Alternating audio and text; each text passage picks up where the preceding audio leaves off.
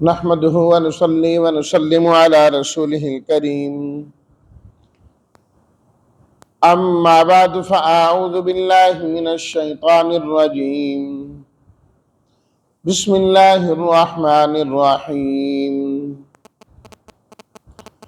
إن يشأ يذهبكم أيها الناس ويأتي بآخرين وكان الله على ذلك قديرا من كان يريد ثواب الدنيا فعند الله ثواب الدنيا والآخرة وكان الله سميعا بصيرا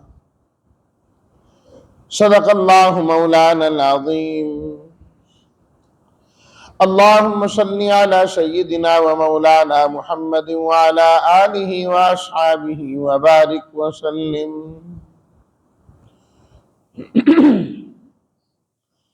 ان یشا ان اگر یشا چاہیں وہ یذہبکم لے جائیں تمہیں ایھا الناس اے لوگوں ویأتی اور لے کر آئیں آخرین اور لوگوں کو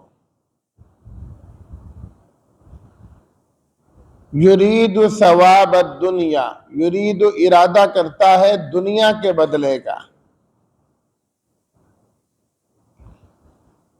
ترجمہ ان یشاء یذہبکم ایھا الناس ویأتی بآخرین اے لوگوں اگر چاہیں تو اللہ تعالیٰ تمہیں لے جائیں اور تمہاری جگہ اور لوگوں کو لے آئیں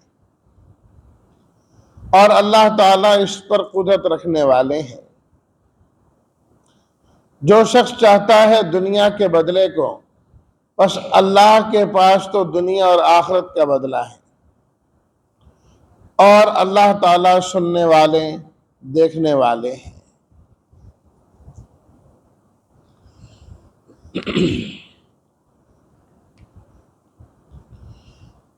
پروردگار عالم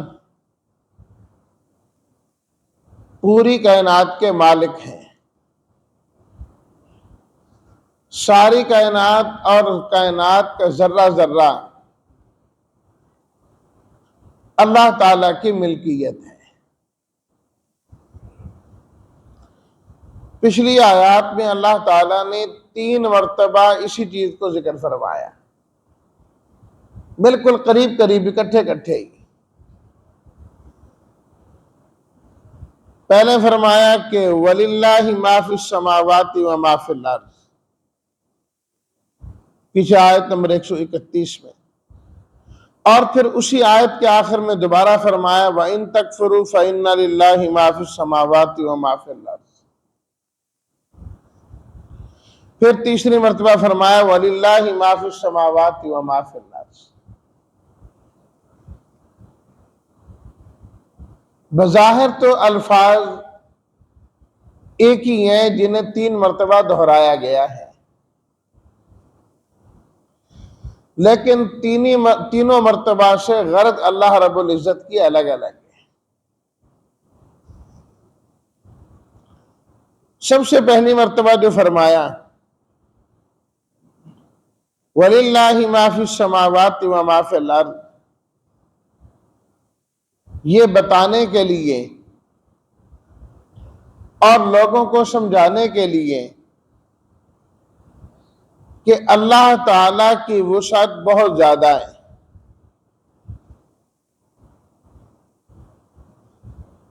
سارے خزانے آسمان کے ہوں یا زمین کے ہوں وہ اللہ کی ملکیت میں ہیں جس کے پاس آسمان و زمین ہو اور جس نے آسمان و زمین کو پیدا کیا ہو اس کے ہاں کسی چیز کی کیا کمی ہو سکتی ہے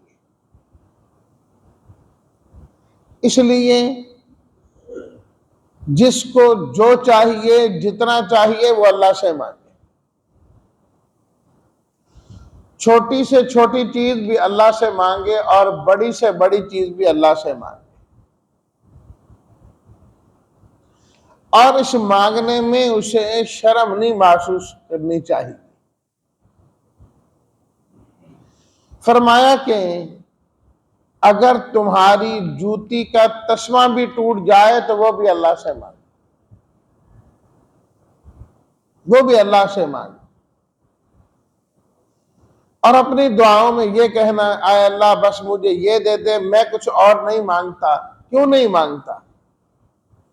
یہ جملے تو اس کو کہے جائیں جو محدود وسائل والا ہو، محدود قدرت والا ہو، وہ بھی بے بس ہو، ایک حد سے آگے نہ جا سکتا ہو، اس سے تو یہ جملے کہے جائیں۔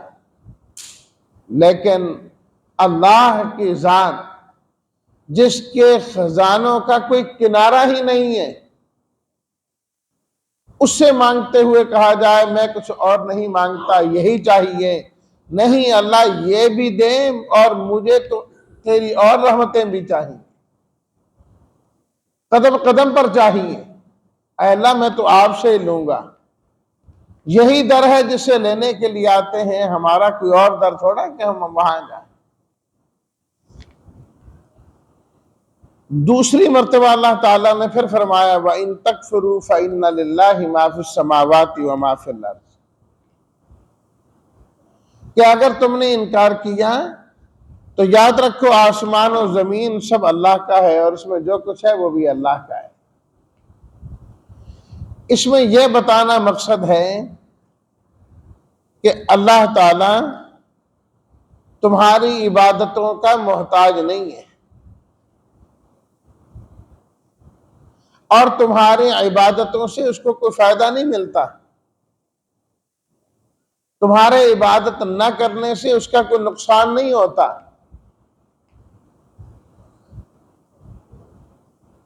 بلکہ فائدہ اور نقصان تمہارا ہی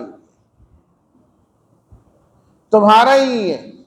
وَكَانَ اللَّهُ غَنِيًّا حَمِيدًا، اللہ تعالیٰ تو مستغنی ہے، اسے کسی کی ضرورت نہیں۔ حمیدن، کوئی اس کی تعریف کرے نہ کرے، وہ تو تعریف کے قابل ہے ہی ہے۔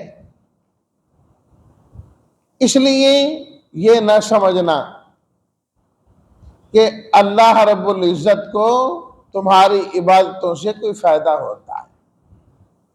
نبی کریم صلی اللہ علیہ وسلم نے ارشاد فرمایا، حدیث شریف میں آتا ہے کہ اگر ساری کی ساری دنیا اتقا قلب ہو جائے، انتہائی زیادہ متقی دلوں والے ہو جائیں، تو اللہ رب العزت کو ایک سے ایک ذرہ برابر فائدہ کوئی نہیں۔ اور فرمایا اگر ساری کائنات والے اشقا قلب ہو جائیں، یعنی کہ ابو جہل جیسے، فرعون جیسے بن جائیں، فرمایا اللہ کو پھر بھی کوئی نقصان نہیں، نہ وہاں سے کوئی فائدہ اور نہ یہاں سے کوئی نقصان۔ فائدہ نقصان انسان کا اپنا ہے۔ پھر تیسری مرتبہ اللہ تعالیٰ نے فرمایا وَلِلَّهِ مَا فِي السَّمَاوَاتِ وَمَا فِي الْأَرْضِ، اس میں حضرات مفسرین کرام فرماتے ہیں اللہ تعالیٰ نے یہ بتلایا کہ ہمیشہ اجر و ثواب اللہ سے لیا کرو، اللہ سے لینے کی امید رکھا کرو، غیر سے نہیں، اس واسطے کہ دینے والے صرف اور صرف اللہ تعالیٰ ہے، اللہ کے علاوہ کوئی نہیں۔ تم جتنے نیک عمل کر لو، جتنے نیک عمل کر لو، اللہ تعالیٰ اس سے بھی زیادہ تمہیں دینے والے، اس سے بھی زیادہ دینے والے۔ اس واسطے ہمیشہ بدلے کی امید صرف اللہ سے رکھا کرو۔ جو نیک کام کرو، جو نیک عمل کرو، بندوں سے بدلہ نہیں، بدلہ اللہ کی ذات سے لینا، اللہ کی ذات سے لینا۔ جتنا بڑا مرضی عمل کر لو، اللہ تعالیٰ اس سے بھی بڑا اجر و ثواب عطا فرمائے۔ حدیث شریف میں آتا ہے رسول اللہ صلی اللہ علیہ وسلم نے ایک موقع پہ ارشاد فرمایا کہ جو شخص سورۃ الاخلاص قل هو اللہ احد 10 مرتبہ پڑھ لیتا ہے، اللہ اس کے لیے جنت میں محل تیار کر دیتے، جنت میں اس کے لیے محل تیار ہو جاتا ہے۔ حضرت عمر رضی اللہ تعالیٰ عنہ عرض کرنے لگے پھر تو ہم بہت زیادہ پڑھیں گے تاکہ ہمیں جنت کے محلات ملتے رہیں۔ آپ علیہ الصلوۃ والتسلیمات نے فرمایا اللہ اکثر، اللہ اس سے بھی زیادہ دینے والے۔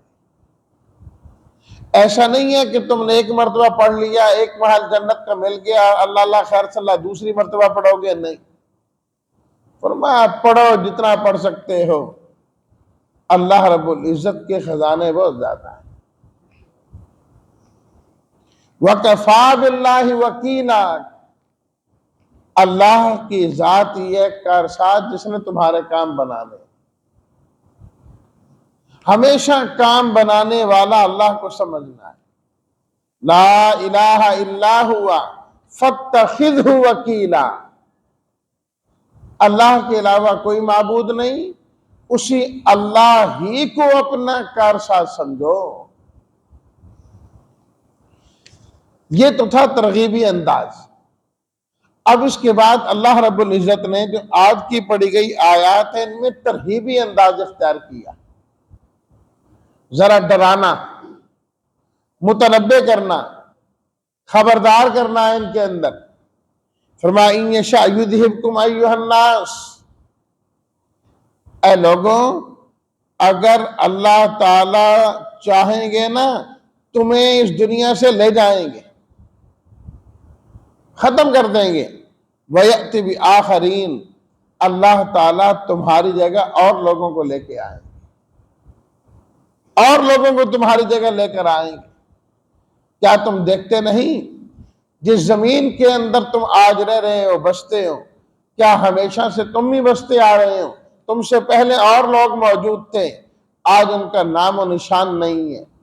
بڑے کر و فر والے تھے، بڑے اکڑ اکڑ کر اسی زمین پر وہ چلا کرتے تھے، بڑے حشم ختم ہوتے تھے، ہٹو بچوں کی آوازیں لگتی تھی، آج ان کا نام و نشان بھی باقی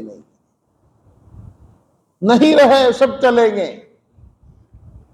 تم بھی ایک دن چلے جاؤ، تم بھی چلے جاؤ گے، اپنی مدت پوری کر کے تو جانا ہی جانا ہے، لیکن اگر اللہ کی نافرمانی کی اللہ عذاب کے ذریعے سے ہلاک کر کے بھی تمہیں لے جا سکتے، لیکن اللہ تعالیٰ ابھی تک نہیں لے گئے۔ اے موجودہ لوگوں، اس کا مطلب ہے اللہ تعالیٰ تم سے چاہتے ہیں کہ تم میری اطاعت اور فرمانبرداری کرو، جو اللہ تعالیٰ نے چھوڑا ہوا ہے۔ اسے اللہ کی عنایت سمجھنا چاہیے، عنایت سمجھنا چاہیے کہ اس اللہ نے ابھی تک ہمیں مہلت دی ہوئی، ہمارے پاس وقت ہے، ہم توبہ کریں توبہ قبول ہوگی، نیکی کریں نیکی قبول ہوگی، ابھی وہ وقت ہے، پھر وہ وقت آنے والا ہے، انسان توبہ کرے گا توبہ قبول نہیں ہوگی، وہ وقت آنے والا ہے انسان معذرت کرے گا معذرت قبول نہیں ہوگی۔ جب تک اللہ تعالیٰ نے مہلت دی ہے اس کو غنیمت سمجھنا چاہیے۔ 26ویں پارے کے اندر بھی اللہ تعالیٰ نے یہی بات فرمائی، وَإِن تَتَوَلَّوْا يَسْتَبْدِلْ قَوْمًا غَيْرَكُمْ، فرمایا اے لوگوں اگر تم نے روح گردانی کی، ہمارے احکامات نہ مانے، اللہ تعالیٰ تبدیلی کر دیں گے، تمہیں لے جائیں گے تمہاری جگہ اور لوگوں کو پیدا کر دیں گے۔ ثُمَّ لَا يَكُونُوا أَمْثَالَكُمْ، پھر وہ آنے والے لوگ تمہارے جیسے نہیں ہوں، تمہارے جیسے نہیں ہوں۔ اس لیے اللہ کو جیسے مطلوب بندے ہیں تم ہی ویسے بن جاؤ، تم ہی اس طرح کے ہو جاؤ تاکہ تبدیلی کی ضرورت ہی نہ ہو، تم اپنا وقت پورا کر کے آرام سے جاؤ۔ پروردگار دنیا کے اندر اتنے نافرمان، فاسق و فاجر سب کو دھمکی دی جا رہی ہے کہ اگر اللہ تعالیٰ چاہیں گے تم سب کو لے جائیں گے، ملیا میٹ کر دیں گے۔ وہ کوئی ایک دو بندے تھوڑے ہیں، اتنی بڑی تعداد ہے، کیسے ان کو ختم کیا جائے گا؟ فرمایا وَكَانَ اللَّهُ عَلَى ذَلِكَ قَدِيرًا، اللہ اس پر قدرت رکھنے والے ہیں۔ تمہارے لیے مشکل ہو سکتی ہے لیکن اللہ کے لیے کوئی مشکل نہیں، اللہ کے لیے کوئی مشکل نہیں۔ من کان یرید ثواب الدنیا فعند اللہ ثواب الدنیا والآخرہ، فرمایا کہ جو شخص دنیا کا بدلہ چاہتا ہے تو اسے یاد رکھنا چاہیے دنیا اور آخرت دونوں کے بدلے اللہ کے پاس ہے۔ دنیا کے اندر رہنے والا ہر انسان یہی چاہتا ہے کہ یہ میری دنیا کی جو زندگی ہے یہ بہتر ہو جائے، اس میں بھلائی آ جائے۔ فرمایا یہ تو ٹھیک ہے، تم چاہتے ہو کہ تمہارے نیک عملوں کی وجہ سے، باقی کاموں کی وجہ سے اللہ تمہیں دنیا کے اندر اچھا رکھے، لیکن اللہ کی ذات تو وہ ہے، دنیا بھی اسی کے قبضے میں ہے، آخرت بھی اسی کے قبضے میں ہے۔ تم کیوں بے وقوف بنتے ہو کہ اللہ سے دنیا ہی مانگتے ہو، دنیا ہی لیتے ہو، آخرت کیوں نہیں لیتے؟ اللہ سے مانگو تو دنیا بھی مانگو اور آخرت بھی مانگو، دونوں چیزیں جب اس کے قبضے میں، تو پھر تم ایک مانگ کر ایک کو کیوں چھوڑتے ہو؟ اصل کامیابی تو آخرت کی کامیابی ہے، لیکن اللہ دنیا کے اندر بھی سہولت عطا فرما دیں تو یہ اس کا بہت بڑا فضل ہے، بہت بڑا فضل ہے۔ اس لیے دعا کے اندر دونوں چیزیں مانگنی۔ اللہ تعالیٰ نے سورہ بنی اسرائیل میں فرمایا ان ہؤلاء یحب، سورہ دہر کے اندر ان ہؤلاء یحبون العاجلہ وَيَذَرُونَ وَرَاءَهُمْ يَوْمًا ثَقِيلًا، کہ یہ لوگ جو ہے نا دنیا کو پسند کرتے ہیں، دنیا کو، اور فرمایا آخرت کو چھوڑے بیٹھے۔ یہاں دنیا مل جائے، عزت مل جائے، شہرت مل جائے، نعمت مل جائے، یہ مل جائے، وہ مل جائے، بس اسی میں آخرت کو چھوڑ رکھا ہے۔ اللہ نے حج کے تذکرے میں دو قسم کے لوگوں کا ذکر کیا، فرمایا کہ ایک قسم کے لوگ تو وہ ہیں جو اللہ تعالیٰ سے یہ دعا کرتے ہیں ربنا آتنا فی الدنیا وما لہ فی الآخرۃ من خلاق، اے اللہ ہمیں دنیا میں دے دے۔ فرمایا ایسے لوگوں کو اللہ دنیا دے یا نہ دے یہ بات پکی ہے، اللہ ان کو آخرت میں کچھ نہیں دے گے۔ اور دوسرے قسم کے لوگ کون ہیں؟ جو اللہ تعالیٰ سے یہ دعا کرتے ہیں ربنا آتنا فی الدنیا حسنہ وفی الآخرۃ حسنہ وقنا عذاب النار، اے ہمارے پروردگار دنیا کے اندر بھی ہمیں بھلائی کے ساتھ اور اچھائی کے ساتھ رکھ، اور اے اللہ ہماری آخرت بھی بھلی کر دے، وقنا عذاب النار، اور ہمیں آگ کے عذاب سے بچا دے۔ دنیا آخرت دونوں کی بھلائی اللہ سے مانگی۔ نبی کریم صلی اللہ علیہ وسلم جو دعائیں مانگتے تھے اس کے اندر یہ دعا بھی تھی اللہم اصلح لی دینی الذی هو عصمت امری، اے اللہ میرے دین کو درست کر دے کیونکہ میرے تمام معاملات کی حفاظت اسی دین کے اندر ہے، کہ دین صحیح رہے گا تو میرے سارے کام ٹھیک ہوں گے۔ وَأَصْلِحْ لِي دُنْيَايَ الَّتِي فِيهَا مَعَاشِي، اے اللہ میری دنیا بھی بہتر کر دیں کیونکہ میں نے زندگی اسی دنیا کے اندر گزار دی۔ وَأَصْلِحْ لِي آخِرَتِي الَّتِي فِيهَا مَعَادِي، اے اللہ میری آخرت بھی درست کر دیں کیونکہ ہم نے لوٹ کر آخر تو وہیں جانا ہے۔ تو دنیا آخرت دونوں کی اصلاح، دونوں جگہ اللہ تعالیٰ خوشحالیاں عطا فرمائے، سکون عطا فرمائے، صحت عطا فرمائے، عزت عطا فرمائے۔ یہ نہیں کہ آخرت مانگنی ہے اور دنیا جس طرح مرضی ہو۔ عقل مند وہ ہے جو دنیا کی بھلائی بھی مانگتا ہے اور آخرت کی۔ نبی کریم صلی اللہ علیہ وسلم اپنے ایک صحابی کی عیادت کے لیے تشریف لے گئے جو کافی بیمار تھے اور تکلیف میں تھے۔ نبی کریم صلی اللہ علیہ وسلم نے فرمایا، تم نے کوئی دعا تو نہیں مانگ رکھی؟ میں دعا مانگی ہے۔ کیا دعا مانگی ہے اللہ تعالیٰ سے؟ میں نے اللہ تعالیٰ سے دعا کی کہ پروردگار عالم آخرت میں خیر کرنا، بھلائی کرنا، کوئی تکلیف پریشانی مصیبت نہ آئے۔ اگر میرے اوپر کوئی مصیبت آنی ہے یا اللہ دنیا میں ہی دے دے مجھے، تاکہ آخرت میں نہ ہو۔ آپ علیہ الصلوۃ والتسلیمات نے فرمایا، اسی وجہ سے تو یہ حال ہو رہا ہے۔ اللہ سے یہ دعا نہ کرو کہ یا اللہ بس آخرت بھلی کر، دنیا کے اندر بے شک سزا دے دے، نہیں، اے اللہ دونوں جگہ عافیت کا معاملہ فرما دے، دنیا کے اندر بھی آخرت میں۔ یا اللہ عافیت چاہیے، جسم و جامع راحت اور سکون چاہیے۔ نبی کریم صلی اللہ علیہ وسلم کے چچا حضرت عباس رضی اللہ تعالیٰ عنہ آپ علیہ الصلوۃ والتسلیمات کی خدمت میں آئے، عرض کرنے لگے کہ آپ مجھے دعا کوئی سکھلا دیں، میں وہ دعا اللہ سے مانگا کروں۔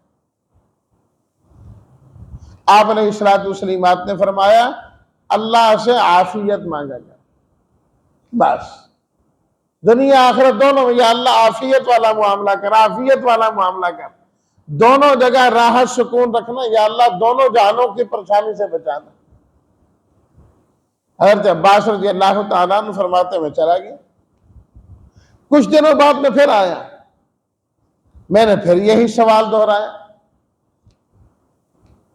اللہ اکبر، کہ کوئی دعا ایسی بتا دیں جو بڑی جامع ہو اور میں مانگتا رہوں۔ آپ علیہ الصلوۃ والتسلیمات نے فرمایا، اللہ کے نبی کے چچا لگتے تھے نا، فرمایا اللہ کے نبی کے چچا عافیت مانگتے رہو، دنیا آخرت ساری تمہارے پاس جمع ہو جائے گی، سب کچھ اسی عافیت میں مل جائے گا، عافیت میں مل جائے گا۔ تو اللہ سے دونوں جہانوں کی عافیت مانگنی۔ فَعِندَ اللَّهِ ثواب الدنیا والآخرہ، فرمایا دنیا کا ثواب بھی اللہ کے پاس ہے اور آخرت کا ثواب بھی اللہ کے پاس ہے۔ جب دونوں چیزیں اللہ کے پاس ہیں تو تم دونوں چیزیں اللہ سے لو نا، ایک لو اور ایک نہ لو، ایک مانگو ایک نہ مانگو، یہ کوئی عقل مندی نہیں ہے۔ عقل مندی یہ ہے کہ دونوں چیزیں حاصل کرنے والے۔ وَكَانَ اللَّهُ سَمِيعًا، اور اللہ تعالیٰ کی ذات تو سننے والی ہے اپنے بندوں کی درخواستوں کو، کہ کون اللہ سے کیا مانگتا ہے، کون دنیا مانگتا ہے، کون آخرت مانگتا ہے، کون دونوں جہانوں کا بدلہ چاہتا ہے۔ سمیعاً، اللہ سب کی درخواستیں سن رہا ہے، بصیراً، اور سب کی نیتوں کو اللہ دیکھ بھی رہا ہے، دیکھ بھی رہا ہے کہ کس کی نیت میں دنیا ہے اور کس کی نیت میں آخرت، کچھ اس سے پوشیدہ ہے نہیں ہے۔ تو اس لیے عقل مندی اسی چیز کے اندر ہے کہ انسان اللہ سے دونوں جہانوں کی عافیتیں مانگے۔ اللہ ہم سب کو دونوں جہانوں کی سرخرویاں عطا فرمائے، اور اللہ دونوں جہانوں میں عافیت ہم تمام کو عطا فرمائے۔ وآخر دعوانا ان الحمد للہ رب العالمین۔